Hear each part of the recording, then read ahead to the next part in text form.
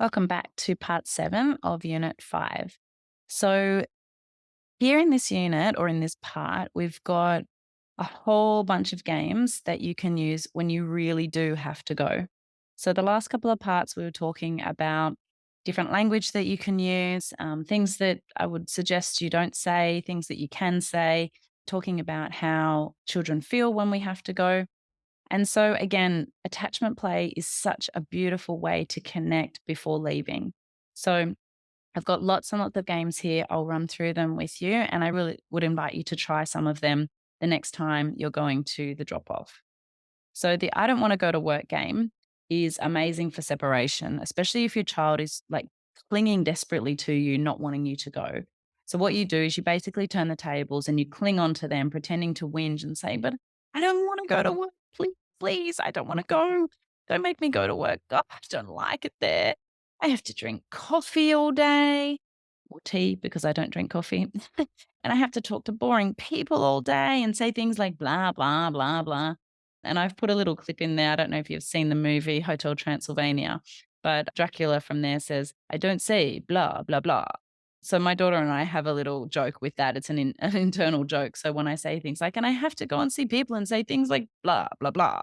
So you might want to find little things like that where you can just put it in. Anything that you don't like about your job, you can throw it in to here. So it's a little bit of attachment play for you as an adult as well. But what will happen is that you can say all of these unenjoyable things like about your job, and then you can say, promise I'll be quiet and I'll shrink down really small and you can put me in your pocket. Please just let me stay with you, please." And this will help the child to probably have a good laugh. And they might even start saying, "No, you have to go. You have to go to work and I have to go to school." And so it's this role reversal and a bit of power reversal as well as a bit of nonsense play. So the game really is helpful as well if there's a teacher or another carer there saying, "No, no, mummy," or "No, no, daddy, you have to go to work now because Bella's going to have so much fun today. And this is a just for children type of fun. So unfortunately, you really can't stay." So again, just involving the carers and the people who you're leaving your child with can also give a lot of trust for that child as well, that they've got somebody that cares about them, somebody who really wants them to have a lovely day. And again, this role reversal will really help. And it's quite surprising what your child might say, just, "No, it's time to go now." And they might just turn around and go. So the Love Cream game, this is another really amazing game that I've used a lot. And just as when you're about to go, you can say, to, "Oh, just sorry, sorry, I've just forgotten something. Could you come over here, please? I've just forgotten something." And then you say, "1 minute, I just need to get my jar of love cream out." And I normally open my bag and I pretend to fiddle around like it's the Mary Poppins bag, and I pull out an invisible pot of cream. Sometimes I pull out other things, and I might pull out like don't normally have a hairbrush in my bag, but I might pull out, I don't know, my wallet or something like that. And then I'll be like, "A horse. Nope, nope, I don't need that. What else do I need? Nope, nope, I don't need that." And then finally, I'll grab the invisible pot of cream. I open it up and then I start saying, it's invisible. So nobody else really can see the cream. Only you can feel it. And I just make it like a very special thing. So I unscrew it and I dip my hand in and I grab a whole chunk of it. And then I just start to paint her face with it, start to paint her brows, her nose, all over her head. Of course, I run out, so I need to go and get some more. And it's just really about body contact and love. And you might follow it up with lots of kisses. And then you make sure that she's completely covered or he's completely covered all over. So you're going to the back and you're under the armpits and you're all over the bottom and any other funny places. Make sure you get under the feet. And it's just a really nice way to say, "Yep, okay, you're all done now. You're covered in my love. And I can't wait to see you this afternoon." So that's something that's a really like body contact when you're leaving is such a beautiful way to connect, as well as all of these sort of invisible, fun play games that you can leave your child with. So the next one is called the Velcro game. And I've put here it's time to leave, but uh-oh, I'm stuck to my child. "Oh no, I became the Velcro and I'm stuck to you. Help, I can't get off, help." And so you're literally stuck to your child. You might just be stuck on their hand or you might be stuck on their elbow and your shoulder and you're trying to pull them off. So this is also a really great game for separations and clinginess at drop off.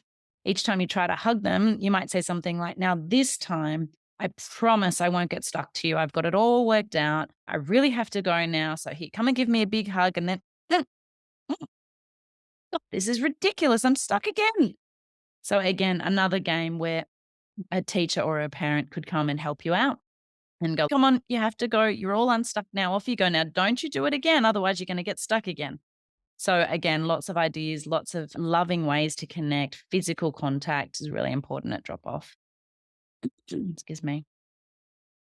So the love button, this is something I came up with when my daughter started big school. So I actually came up with this on the day that she started her first day at school because I was having lots of big feelings about it. She was having lots of big feelings about it. And I needed something nonverbal that she could see throughout the day. So generally, what I do is I lift up her uniform and I draw a little heart on the inside of her upper arm. So not so far that they can't see it, but not so far down that it might show. So it's really just a secret little heart that's on the inside of the arm. And then I fill it with kisses. So I just fill it and I might make some funny sounds while I'm doing it. I fill it up a bit extra, fill it up a bit extra. And then I get her to test the button before I leave. So she pushes the button. And when she pushes the button, I normally make a sound. And then I tell her that your love is now flowing throughout, my love is now flowing throughout your whole body, and if you need me throughout the day, you can push the button, close your eyes, and remember how much I love you. And remember and feel my love going through all of your veins and into your heart and filling all of your body. So I found that one's really good for younger children. And I have mentioned this one to a few parents, and they said it just works absolute wonders. So I would love to hear if that's something that works for you and your child. So the Bell is Not Your Boss game. This one came up when I actually had my daughter and my niece and my nephew sleep over on a school day. And we don't normally do that on a school day, but my brother was caught up at work and it was getting very close to the bell. So children that I've noticed at school start to show a lot of signs of stress and anxiety when they're either about to go to school or whether they think they might be late to school. They said when the bell rings, they stop everything and they run to their classroom because they don't want to get in trouble or don't want to get a late slip. So, again, the disconnected domination culture really thrives on shaming us for these types of things, like late slips for children. And of course, the parents alike, because it's not never the child's fault that they're late to school. The idea of being on time is really stressful for many people, I know, including me. So, if this is something that you stress out over that I'm late, it's extremely normal and it's really easy to go into stress mode and pass on our big feelings to our children. So, I told them in the moment that no matter what, the bell is not your boss. And I asked them each, like, how did you feel? How do you feel when the bell rings and you're not there? And they each answered with the same answer that they feel worried, stressed, and upset, and they don't want to get in trouble. So I thought that I would make some attachment play out of this to help ease these stressful feelings. So first, I made the sound of the bell, and they all ran around laughing and shouting, "You're not my boss, Bell. I don't have to go anywhere. You can't tell me what to do." And when I made the sound again, they made these cool walking styles and cruised all the way to the classroom. A combination of power reversal and contingency play. So, again, after a really good laugh, they all sat down and started reading calmly. So they were no longer stressed, they were no longer upset. In the car, I advised my daughter, you will arrive right on the bell. So just remember that the bell is not your boss. You do not need to run or feel stressed. That bell doesn't own you. And we arrived at the gate, and there was hundreds of children playing. And she put one foot inside the gate and the bell went.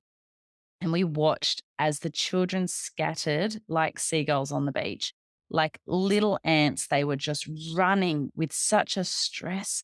And I could see the upset in some of their faces, and they were bumping into each other and really trying to get there as quickly as possible because they were so scared of this bell going off that they would be late to class. And can imagine as a child, you're happily playing, you have no idea of the time, you might already have some big feelings because your parent has left you at the school. And then all of a sudden, this dang, dang goes off, and you jump to attention and you are directed by this sound to run to your classroom. It's awful. when, when I think about that, I feel so sad. I feel so sad. And so I see all of them running around and just scattering like crazy. And I look over at my daughter, and cool as a cucumber, she starts to do the same cruisy walk that we'd played about in the house. It was so incredible to see all the children running around and my daughter in the eye of the storm walking calmly to her classroom. My heart burst with pride. I screamed, "Whoa, you're amazing."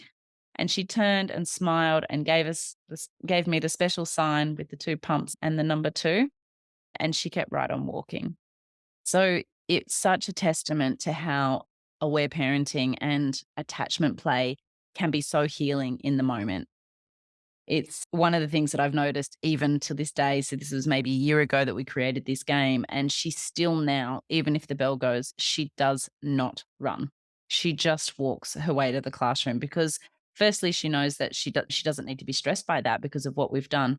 But secondly, she knows that if she gets there and there is a problem and the teacher gives her a late slip, her parent doesn't care about late slips. I would put it in the bin straight away. And 2, there's no stress about getting in trouble because if anything happened, I'd be up at the school and I would have her back. So because I've proven this time and time again that I've got your back, I'm on your side.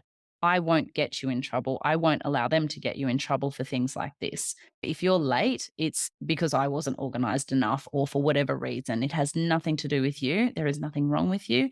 And you don't need to accept this late slip as another shaming sign that there's something wrong with you. So again, I really would love these little things, just little things can take those mini traumas out of your child's day by just shifting a little bit how we react to certain things in life. And then again, shifting how they are able to react and helping them with a different way to react and respond to those things. So another game that's worked really is called the Magic Cloak game. I absolutely love this game. This game was created a long time ago when I first separated with her father and she started transitioning between the homes. So, again, this is a way that she can feel connected and really safe while we're apart. So, again, I made it up quite some time ago and it has evolved over time. So, we started playing when she was 3 and she's now 10. So, she still uses this out of the blue, out of nowhere. When I've completely forgotten about the game, she actually still comes and uses it with me sometimes. So, we created this together. It's a co creation. On a piece of paper, we drew a cloak. She was able to choose the colors, the material that it was made out of, any features that she wanted. Hers had a pink hood and a zip and it had all these sparkles on it. And basically, it's a simple and effective way for younger children to be able to understand the concept of what it means when you put this invisible cloak on. So, of course, they're going to enjoy the creation process, which is amazing. And it's something that you can do as a present time activity as well. And sometimes, if sometimes when she is using the cloak, and it doesn't happen very much anymore, but when she does use it, and she still has used it, actually a couple of weeks ago, she used it as well. She gives me this little wink and she does the action. She puts it up over her head and she zips it right up and she does this and then she'll go, as if I've got this, mum. I've got this, mum. I'm safe. And so again, giving them these tools, the invisible cloak goes on, and I explained to her that no hurtful words, no fears or concerns, no stress or worries could touch her when she's got this cloak on. They literally bounce off the cloak, and there's nothing that can upset her when she's got the cloak on. Of course, it's invisible to everybody else, and it gives her the courage to handle anything while we're apart. So, as we go through the course, we'll be talking about things that we can do during the day. And this is one of them. This is one of the things that you can offer your child to keep them safe in the moment, for them to be able to use these tools when you're not physically there to really support themselves and to feel happy and to maybe not have as many traumas and painful moments as what they would without these tools and games. I've said here that I would also let the teacher know sometimes that she had the cloak on.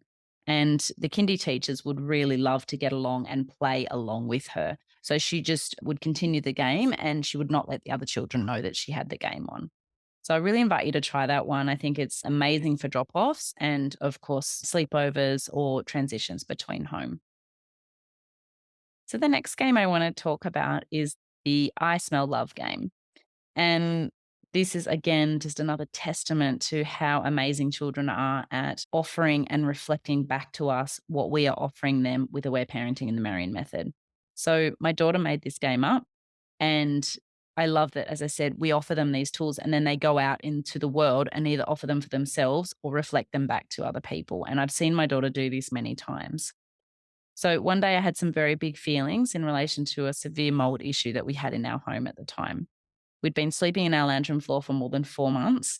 And while they were trying to fix the mold, I was just feeling exhausted, frustrated, and annoyed beyond belief with everything that this situation was bringing to our lives.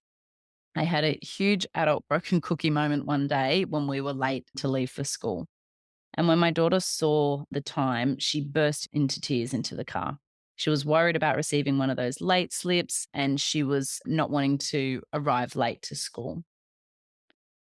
So this was before the Bell is Your Boss game. So I'd never heard of this late slip before at the time. And as I've said, this is just another version of power over that the systems use to help us feel like we're failing. The idea of a late slip seemed very shaming to me, and I was really not willing for her to be shamed in this way. So we were more than 10 minutes after the bell had gone on this day, first time. And she was with tears and a runny nose. We're in the car. I was feeling stressed. I was close to tears myself. And I stopped at the lights and I looked over at her and she looked at me. And I just put my blinker on, turned left, and went back home. And I decided that she needed me more that day than she needed to be at school. So when we arrived home, I sat down and I broke into tears. I was so upset. And she came with me and she put her arm around me and she reflected to me the exact way that I hold space for her when she is in a moment and she's releasing and crying a lot. So she started with empathy and she said, Mummy, I really hear how mad you are. You feel so frustrated. And I feel really angry too, Mummy. I'm sorry this is happening. So at the time, she was 9. So you can imagine hearing these words from a 9-year-old. They were very comforting. Hearing these words from anyone, they were very comforting. So it's quite easy in our culture if somebody's crying to say, oh, stop crying. Do you need anything to eat? Do you need something to drink? And we might offer a distraction or we might try and, oh, look at this funny video. We might try and dissociate from our feelings. But what she has learned is that seeing someone and holding them in their feelings is something that's so healing for them. So she offered me that empathy and then she came in with compassion. I know this is really hard, Mummy, but we have each other and we'll get through this. You're not alone. I'm here with you. And I cried some more and I cried some more and I cried some more. And then she started to play this new game. So she scrunched up her nose and as she did, she said, what is that smell? What can I smell? I can smell something. Do you know what I can smell? And confused and a little concerned because she was smelling my ear, I replied, what? I don't know. What can you smell? She said, I smell courage.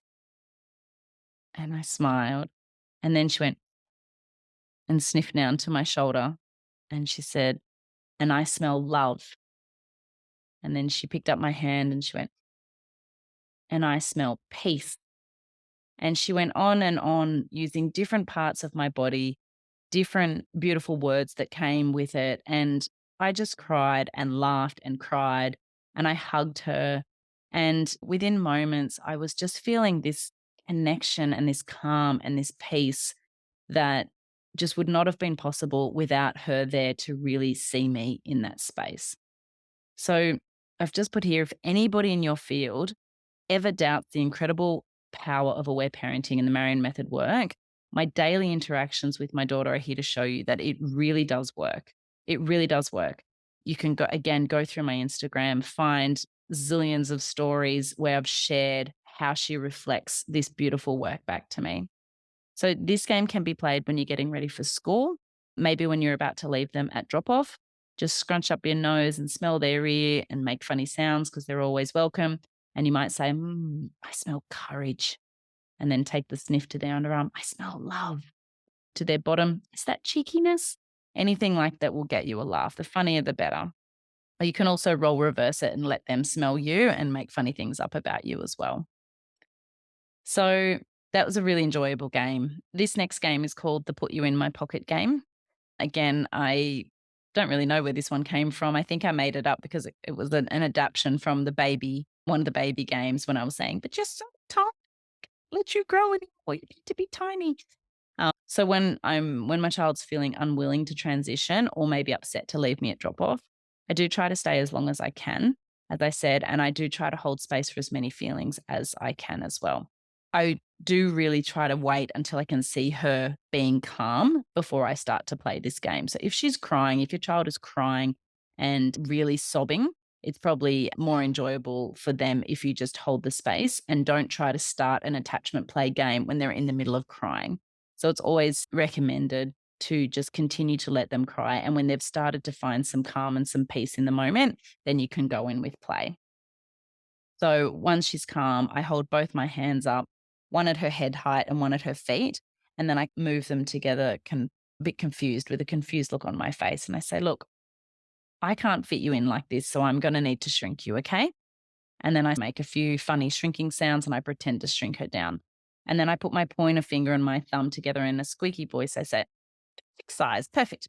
So I'm going to put you in my pocket for the day so we don't have to leave each other. Okay. And she says, but I won't fit. I won't fit. And so you can't take me in your pocket, but I have to because I will miss you so much. I have to. Come on, come get in my pocket, please. And the game will continue. And I pretend to keep fitting her in my pocket and she keeps saying no. And in the end, I just say, if you can't fit in my pocket, I'm going to be back at 3. And then I just let her know when I'm going to be coming back.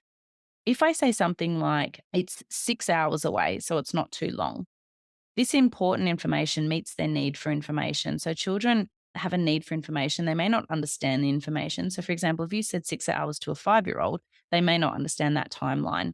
But as they get older, they will start to understand what those timelines are. So it's really important for them to know that you're not going to be away forever, that you are coming back, and that you've given them a clarifying time of when you're going to be. And if they don't understand the time, that's okay as well. You might just want to say something like, it won't be long until we're back together again. And this sort of helps to ease any worries that your child might have. And I've just put here, my daughter does love this game, but she's outgrown it a little bit now. And she's sometimes, if I try it again, she might sometimes have a big smile on her face, but she'll roll her eyes back and she goes, "Oh, you can't put me in your pocket, mama." And then she gives me big hugs, gives me a smile, and off we go. So I've mentioned this previously in the course about secret goodbye signs or handshakes. I've mentioned one that is a nonverbal sign that we use all the time when we're leaving each other, and that's the 2 pumps on the heart and the number 2. You might want to create a secret handshake or a symbol that only you and your child knows. I would really invite you to make it individual and different ones for each child if you've got more than one child. It's really a beautiful way to say goodbye without having to say goodbye. And what I've said to my daughter is it's not the goodbye, it's the I love you, I'm here, you're in my heart. I think it even started by me grabbing a kiss and putting it in my heart, and then we just changed it to 2 pumps and a number 2. So it evolves over time. But what's so important to remember is it's just connection. It's connect, connect, connect as much as humanly possible. And sometimes words are just not, they're not useful or they can bring more feelings. So I don't ever say goodbye, I have to go. I just generally go, all right, you're going to have an amazing day. And then there's just silence. My daughter's also made up an actual handshake, but the handshake changes every week. So I get a little bit confused with the handshake. So this is something simple that we both remember and that we've used for a really long time. So I've put here last minute whispers. And again, this can just be little things that you want to sprinkle and kind of plant those seeds for things that they can remember when you're not there. So you can whisper funny things, you can whisper little loving things, things like they can try and keep us apart, but I'll be back at 3 to get you. Goes well with the ha ha, things like that that can make it a little bit funny for them. Or quick, shrink me and put me in your pocket. I don't want to go. Remember that they don't own you. You're the boss here. You are safe and loved. I love you unconditionally. Remember that this place does not define you. You can be whoever you want to be, and I'll always have your back. And I'm right here with you always. And you might put your hand on your heart or you might put your hand on their heart. Anything where there's like a touch as you're saying the phrase, that can be really anchoring for them. So I generally say, you are safe and loved. And I might ask her to close her eyes and I might whisper that 3 or 4 times in her ear. Say, if you need me throughout the day, just remember my voice saying, you are safe and loved. I'm coming back for you. I'm going to be here for you very soon. The whatever you don't, oops, the whatever you don't game. So this game's really adaptable for any situation. Getting ready to school, eating dinner. Children love to do things that you don't want them to do. So it can also help to release some really big feelings and traumas through lots of laughing. So it is a mix of power reversal and nonsense play. You can use funny faces or dramatic words or actions. And it's also contingency play because obviously they keep doing the same thing that you tell them not to do each time. It's also really easy to play, so it doesn't require a lot of energy on your part. And I hear you sigh and a sign of relief.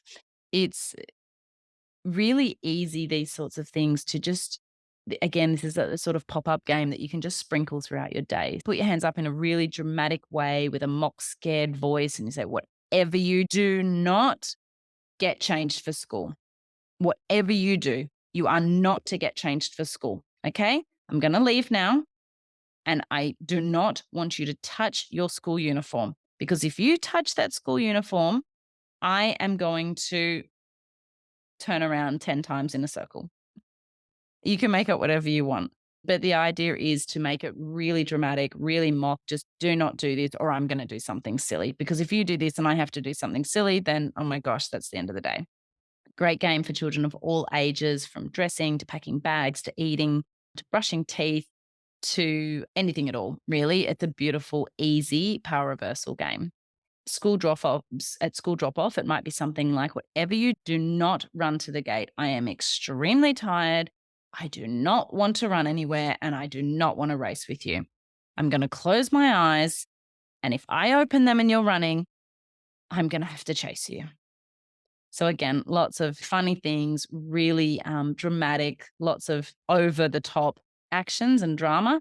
And you basically can do anything. You can engage in your child to elicit cooperation with this game in any situation, really. It's a really easy game to play. So that's the end of part 7. We are going to talk about staying connected during the day. Some of these games that we've discussed in part 7 are already ways to stay connected during the day. So again, if you see a game in one part that I'm saying is specific for one part and you can see that it might be useful for another part of your day, just try it, chop, change, adapt, do whatever you want with the games and just trial them at all different times of the day and see what works best. So I really love sharing these games with you. Attachment play is by far one of my favorite parts of aware parenting.